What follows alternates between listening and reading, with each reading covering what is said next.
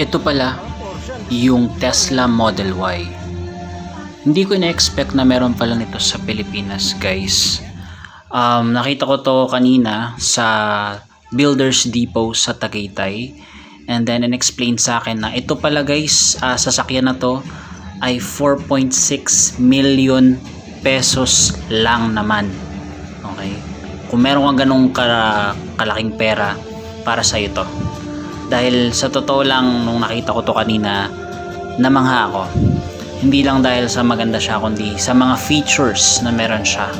Tingnan nyo naman, guys, no? Yan yung tinatawag nila na light show, na kung saan nagsho-show mismo yung mismong kotse. Ayan, tingnan nyo. And then tinanong ko si kuya kanina, this one is 500 kilometers ang range niya, no? Sabi ni kuya, from 0 to 100%, 7 to 8 hours kapag ka isasaksak mo lang siya sa ordinaryong saksakan sa bahay. Meron siyang compartment, guys, dyan sa harapan ng kotse. Wala siyang engine bay dahil wala naman siyang engine na katulad ng sa kotse na typical. Okay? Makikita nyo yung salamin, yung bintana, wala na siyang frame. Salamin lang talaga siya. So ayan, tingnan nyo. Nagulat ako dyan kasi nga niisip ko baka mabasag, pero since Tesla yan, guys, matibay yan. Ayan, ayan yung front passenger and driver seats. Ayan, maganda. Tingnan nyo, elegante, 'di ba? Naka leather seats. Merong ayan, para kang hinahag yung seats.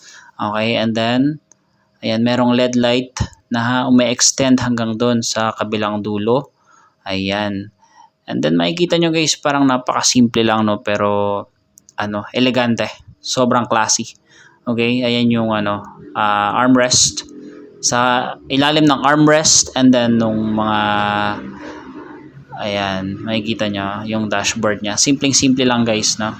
Touchscreen lahat, guys. Pati daw yung aircon, touchscreen. So dyan mo pipindutin yung mga controls. Ayan, no. Charging port na wireless, ayan, o. And then yan yung mga lagayan, storage, tapos mga cup holders. Ayan, napakalaki nung nung touchscreen niya, oh. Tapos parang meron daw tong yung parang autonomous na driving, na parang driver assisted. Okay? And then yan yung dome lights. Ayan, makikita nyo. Tapos itong na yan ay sunroof yan, guys. Sunroof, napaka yan, mula dun sa likod hanggang sa harap merong sunroof. Ayan, grabe, guys. Namangha ako, meron palang Tesla Model Y dito sa Pilipinas. Hindi ko alam, ngayon ko lang nalaman. Ayan. And then, guys, ito yung isa sa mga parang medyo na paano buksan to. Ayan, oh. Wala siyang doorknob. Pinipindot lang siya, oh. 'Di ba? Napaka high-touch. High-touch, guys. Tapos yan, tingnan nyo. Meron din siyang air vent sa likod. Yan. And then dalawang charging ports. Ayan, Type-C yan, guys. Dalawang Type-C. Ang ganda, guys. Simpleng-simple lang. And then ayan, yung kanyang armrest na merong cup holders sa gitna ng rear passenger seats. Ayan, so ayan yung sunroof, guys, napakahaba, mula, sabi ko nga sa inyo, mula sa pinakalikod hanggang sa harapan. Legroom is just enough. 5'5" ako, guys, so it's ayan, tingnan nyo ulit. So ayan, pinipindot lang pala yan. So kung hindi ka sanay sa ganang doorknob, medyo malilito ka, masusurprise ka, kumbaga. And then ayun yung kanyang boot space. Actually, in itself, kahit hindi pa naka-fold yung second row seats, maluwag na. Okay? And then meron siya mga compartments sa ilalim. Ayan, oh. 'Di ba? Ayan. So malalim yung compartment. Bukod sa mismong trunk, meron pa siyang nasa ilalim. Okay, so natatanggal yan, natatanggal din yung isa. And then na-fold flat yung seats. Tingnan nyo, guys, fold flat ni kuya yan. Makikita nyo kung gaanong space yung posible nyong magawa. Yan, tingnan nyo. 'Di ba? Kapag ka meron kayong appliances, refrigerator na pwede nyong na gusto nyong bilhin, 'di ba? And pwede nyong ikarga diyan, 'di ba? Hindi niyo na kailangan ng malaking sasakyan na katulad ng L300 pickup, 'di ba? Pwedeng-pwede na dito. Ayan.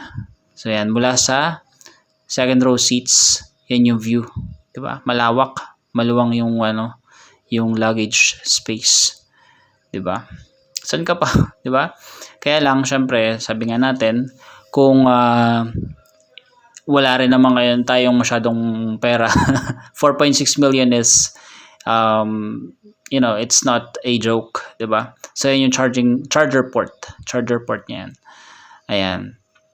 4.6 million guys, Tesla Model Y. Ayan. Yung kanyang early warning device. Ayan. So, dalawang sets yan guys. Diba? Yan yung required ng LTO. 2 sets ng early warning device. Ayan. So, libre na yan. Alright. So, ayun guys. Nakita nyo, no? So, ano lang naman to, walk around. So, hindi natin siya na test drive dahil wala silang test drive unit nito. Pero sa mga aspiring owners ng Tesla Model Y, pwede kayong pumunta dito sa Builders Depot sa May Tagaytay para ma-testing nyo rin or matingnan nyo rin in person, 'di ba? Para na sa ganun, kung meron kayong ganung kalaking pera, pwede nyong i-spend dito. And then sabi nga pala nila guys, napakabilis daw nitong Tesla Model Y. So sana magkaroon tayo ng opportunity na matesting to in the near future. So yun guys, kung nag-enjoy kayo sa video na to, please like and subscribe and just comment down below kung ano yung naiisip nyo, kung ano yung mga nagustuhan nyo sa video na to. Thank you so much and have a great day. Bye!